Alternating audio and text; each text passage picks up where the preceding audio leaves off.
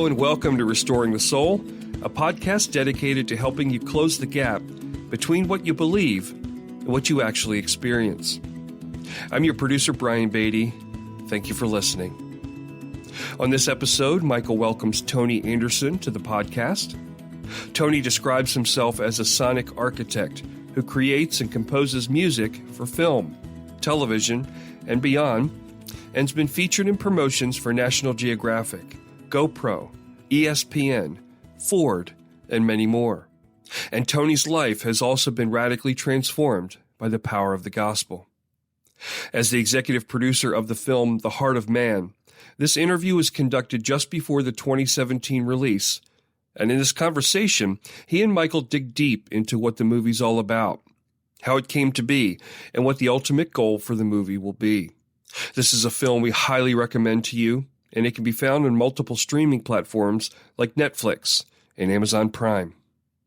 So without any further delay, here's your host, Michael John Cusick.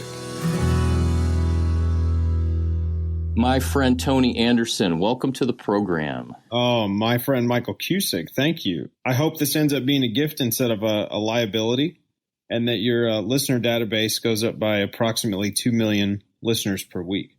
Well, that's what I'm hoping for. And after my soon-to-be YouTube video of me jumping off my roof into a vat of Jell-O, I think that it will soar to 2 million. But listen, you've been spending a lot of time in the last couple of years on this new project that I want to talk about, and that is this movie that's being released called The Heart of Man. The Heart of Man, yes. Tell me about the movie for our listeners who are uninitiated. It's been both a gift and it's been the bane of my existence. The project's been going on for about 7 years, and it started with me and my buddy Derek, 2009, 2010, and now is probably in the hands of close to 120 different people. And it's a film. And it releases in September 14th, nationwide, theatrically, in I think about 700 screens, 700 theaters nationwide right now. And people may have seen on social media, Facebook, Twitter, there has been a very, very popular and widespread trailer for that because you've got some big names in this film. We have some big names, or as many of my friends would call them, big heretics. And yes, we released a series of trailers over the years, really testing the concept, because the concept is really a question, which is, does God love me in my brokenness? And what do I do with my shame? Is that some sort of barrier between he and I? Is it a bridge? Does the Father like me? Does he even enjoy me? Have I screwed up too far? Have I gone too far? The basic fundamental questions about our behavior and where God is at locationally. That's what the film is asking. And the process of us making a film about that has been pretty messy and very nonlinear because we're all in process. Everyone that really helped to make the film was a millennial. And so our minds change about every other week as we come across new information and new experience with the Father. It has been very nonlinear, but we did just release the trailer, and we've gotten great feedback, mostly from Latin America. Actually, someone down there is in the process of helping us get distribution all throughout Latin America, and I actually think the film will probably communicate better in Latin America, in the Middle East, and in Asian nations than it will in the U.S., although I'm excited about what it'll do here. Why do you think that it'll impact in those countries in that way? Oh, man. So this is the film is a parable. All it is a retelling of the prodigal son, or if I'm Tim Keller, I'm going to say the prodigal father, parable. And it's just a story. And you could actually rip out all of the other elements of the film, because the film is a story and it's talking head interview mixed, and they're blended together. The MPAA said they had never seen a film like this, so they had to come up with a new category for it because it's both a film and interviews. And so you could strip away the interview content and just have the prodigal son story without any language, without any speaking. And you could show this to a lot of different cultures who see God and experience God in a much more visual, story-driven way, a much more oral way, and they get it. They find themselves in the story right away. And there's not this block that we seem to have here in the West, specifically in the United States, where things have to make logical sense, where everything's kind of on a grid. It seems like other cultures tend to view things more in a circular realm. Does that make sense? Yeah, for sure. Hey, let me ask you, because I've got a bunch of questions just as you're talking. You talked about the millennials changing their mind and changing things you were learning. How did you personally kind of shift, and what new questions did you start to wrestle with or as you were going through this process? Oh, man. Well, our friendship together birthed out of that. But I grew up in a home that was very Christian, very evangelical Christian, the type of people that would, have Trump bumper stickers on their cars, and probably still do. I love you, Mom. Love you, Dad. Anyway, grew up in a home where our political affiliation and our religious affiliation were kind of unified. And so growing up in that sort of environment, I don't want to say that it wasn't real, but it was very different from the experience that a lot of people have with God in other places in the world. And I got exposed to that actually by getting dared into going to a Christian Bible college by the time I was maybe 18, and ended up at a Bible college and dove really deep into hermeneutics, into the biblical languages, into apologetics, into knowing the right things. But my own life was out of control, and my own behavior, specifically my sexual addiction and my neurological addiction to pornography, were growing. So it didn't make any sense. I'm memorizing more scripture, engaging in more spiritual disciplines, and my behavior's getting worse. And at the end of this, and when I graduated in 2009, I kind of had to look at the two and go, I'm either the biggest hypocrite I've ever met, or I'm missing something here. And what did you conclude? I shut down. I felt like I was just an unsafe person to be around. I didn't have any healthy long-term relationships. I was just starting to come to grips with the pain I had caused others in my childhood and the pain that had been caused to me in my childhood. And generally just felt like a scared, hurt little orphan, especially when it came to the way I related to God. And I did what anyone does in the millennial generation, which is instead of really engaging your own internal brokenness, you go and join a cause, right? Like if your own story is too painful, let's go get involved and help people, right? And I think a lot of that for me and for many of us has to do with our own insecurity. And we don't want to feel like we're doing something wrong or perpetuating something bad. So we try to go attach ourselves to something that has purpose and momentum. So I actually started running sound for my buddy Derek's production company, and we went all over the world. We were in Southeast Asia. We were in South Africa for months, documenting sex trafficking, human sex trafficking. And we would be in these crazy dark places with a lot of oppression and a lot of very blatant human and sex trafficking right out in front of us with women and children.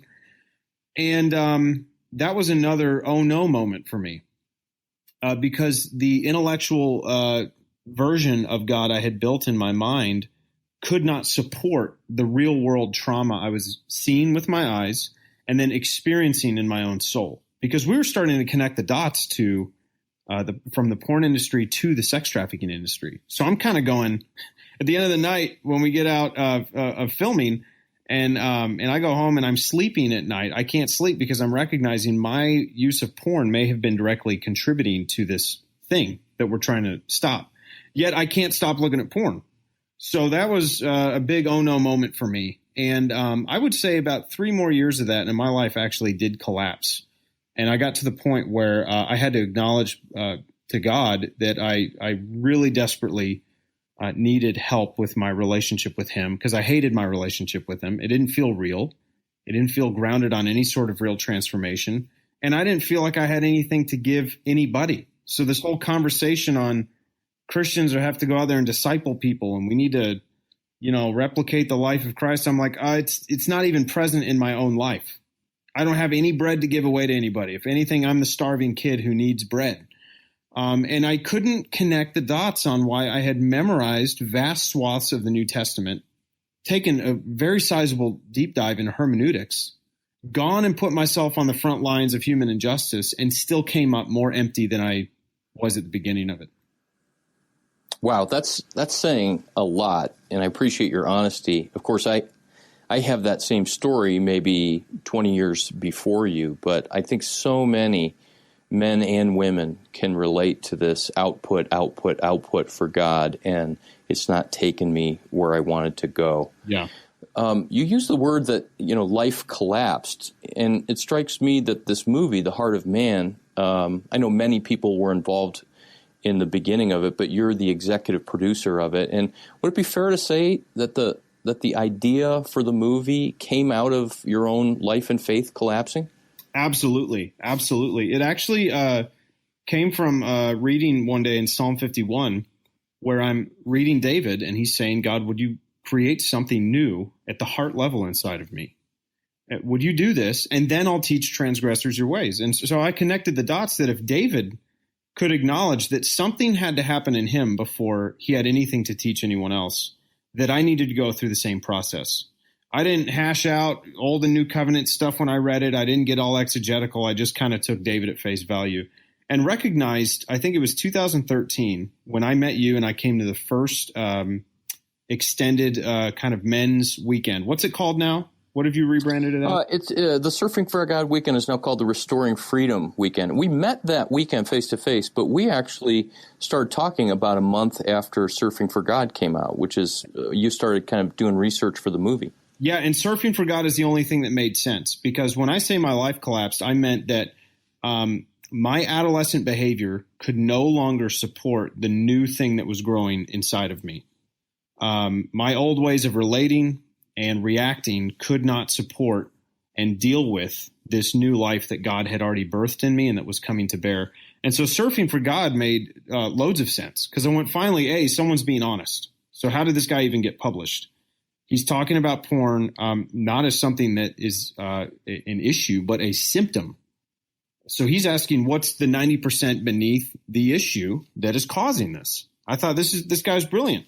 And then you were very raw. It was May of 2013. You were very raw about your own journey, and you helped equip a lot of us to learn how to be transparent and vulnerable with other men.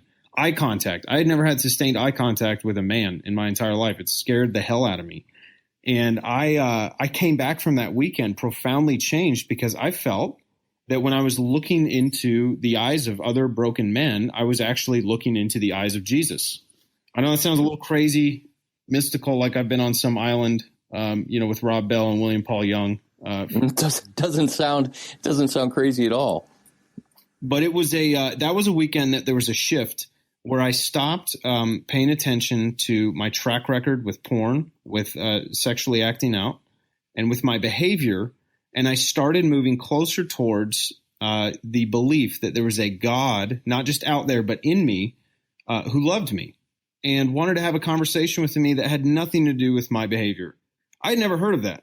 Legitimately never heard of that. What I had heard and what I believed was that if my bad behavior persists, God is distant, he's disengaged, he's disinterested, and then I've got to do something to get back into relationship with him so that either A, more miracles can happen, or B, more disciples can get made. So it's still about output, and Tony's the liability, stopping the output of the kingdom of heaven because he can't stop looking at porn. And the crazy thing was, when I had this conversation with the majority of my friends, they all agreed. So we would all try really hard to fast longer and pray more and memorize more scripture, and we were all just more depressed at the end of it.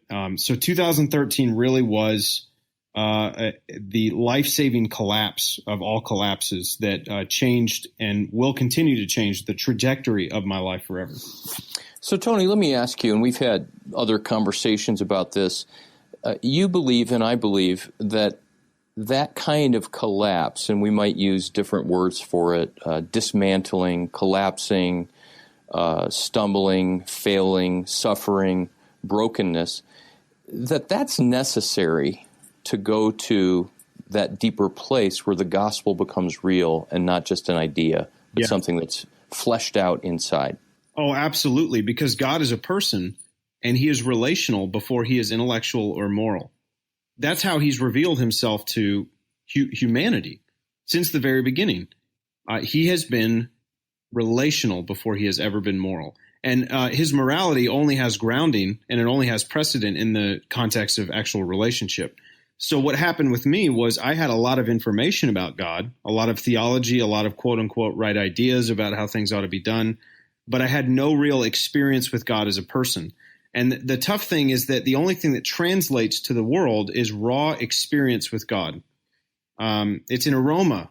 Their BS meter is pretty high out in the world. And so if I don't carry that aroma, but I just carry a whole bunch of thoughts, I resemble someone who is trying to change how they think instead of someone who has been transformed and is not trying to control them.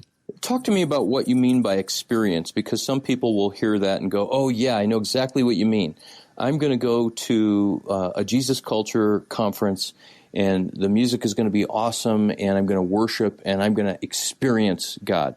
And that's legitimate. I've had things like that happen in the past, but you're talking about a different kind of experience. Oh, man, I am. And this is a tough one because I've seen creative miracles take place in front of me in a dozen countries in the world. I've been to some of the best worship environments on planet Earth. I've seen demons driven out of people, but none of those transformed me, right? In fact, one time when I was in a room seeing a lot of people get physically healed, God actually told me, he whispered in my heart, I want to do for your heart what I'm doing for their bodies. So he has led me into more of a contemplative silence with him, where right now experience with him is simple. It's just learning to be present with God, where I'm not performing, I'm not obeying, I'm not disobeying, I'm not making disciples, I'm not impressing him or anyone else with my large treasury of intellectual information, which is unrivaled since the beginning of time. I'm just Tony, and my closest friends here in town will tell you that journey of who is Tony apart from what he does, that is a new journey for me. I don't know who I am apart from what I do to provide or to work or to entertain or to perform or even to obey God. The question of who am I when I'm just being present with God, which I believe will be the thing that will happen most frequently in eternity, is just pure, unadulterated, joyful, rested presence. What does that look like now? And it looks like a lot of contemplative silence with God, which right now is very painful for me. Very painful. So let me interrupt you and say I want to hear about why it's painful. I want to hear more about the contemplative direction that you're taking. But we're going to do a part 2 for this interview, and I'd really like to unpack that more. Just for a couple more minutes, I want to come back to the movie. It was this collapse that led to you really wrestling with the question, how does God meet broken men, and what can happen in our brokenness, both on the personal level and for the kingdom? So tell me about then how the movie came about. And you were also deeply involved not only in the executive producing, but you composed and did all of the orchestral music. I did, yes. So I'm a composer by trade, and I was given a great team and a great budget to work with on this project. And so the music was really my element. But where the direction of the film changed was really the initial concept and initial drafts for the film in 2011 and 2012 were a lot of pastors from the Reformed and Restoration Movement Church here in the U.S. talking about how to get out of sexual brokenness. If you're a guy, here's how to get free. And the problem was none of it lined up. And with all due respect to all of the people who contributed, it didn't really change because I did all the things they told me to do and it didn't work. So really the fresh approach came when my life started getting deconstructed in 2013, when we just focused on the Father. Who is the Father? What is he like? What's his essence? And where is he locationally? Is he separate from me or is he one with me? That's the fundamental question that changed the entire thing. And I think for that reason, the film got really good. And really, a lot of people have told us that the film needs to be called The Heart of the Father instead of The Heart of Man, although it is about the Father's heart for mankind. So that was the big seismic shift there. So who is this movie for? This movie is actually for me. I know that sounds self-centered, but I'm a millennial. So, am I capable of saying something not self-centered? I don't know. We'll find. It's all about you anyway. So, oh my goodness! If millennials started a church, it would be fantastic. It would be craft coffee. Everything would be small batch, handcrafted, and none of us would know that we were handcrafted, single barrel, small batch creations from heaven. It would be fantastic. Anyway. So the film is for me. I wanted to make a film that could take the complexities and the confusion of what American evangelical Christians have made the gospel and make it understandable again to the average person, to the gay and lesbian and transgender person, to the person who thinks God is kind of an idiot and kind of vindictive and kind of distant. Because that's where I was, and in some days still am, in my view of where God is locationally and what he thinks about me. So the film was for me, and I took that idea from Henry Nouwen, who wrote In the Life of the Beloved. The goal of his book was to make the gospel simple for one of his Jewish friends. And it actually helped Christians more than it did his Jewish friend, and actually changed several of the lives of my friends and mentors in my life. So that was the goal. If it can affect me, if it could change something in me, if it could move me, then it might move other people.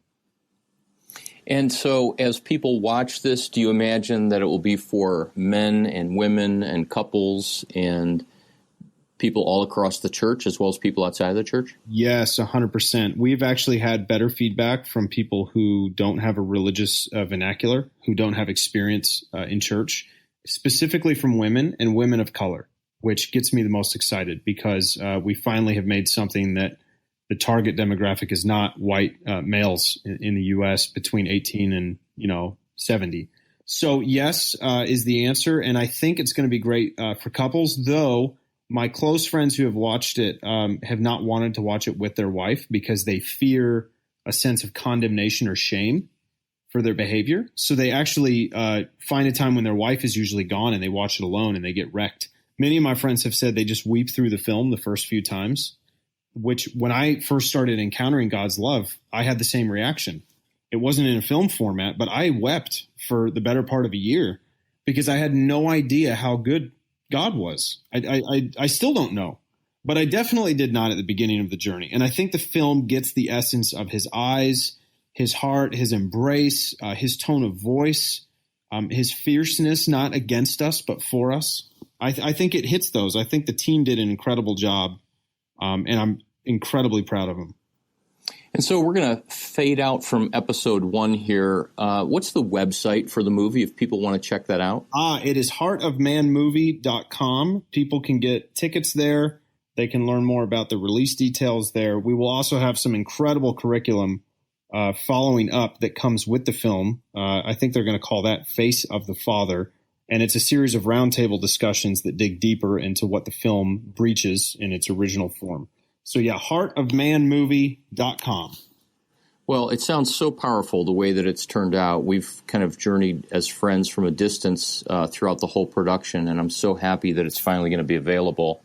Man, thank you. Well, and I've told you this before, but you pioneered this and spearheaded this in my life. I think if you wouldn't have taken that risk to offer me something that could bring me into a place of wholeness, none of this would have happened. In fact, I was ready to give the film up before I came up to Colorado to see you guys. And only when I left did I recognize that it was worth an attempt. And I thank God for you and for Jonathan and so many others along the way. Well, I'm so glad that you did come up, and I'm so glad that you kept with the movie. So thanks so much for your time on this episode. Man, thank you. Looking forward to part 2. So we've wrapped up another episode of Restoring the Soul. We want you to know that Restoring the Soul is so much more than a podcast. In fact, the heart of what we have done for nearly 20 years is intensive counseling.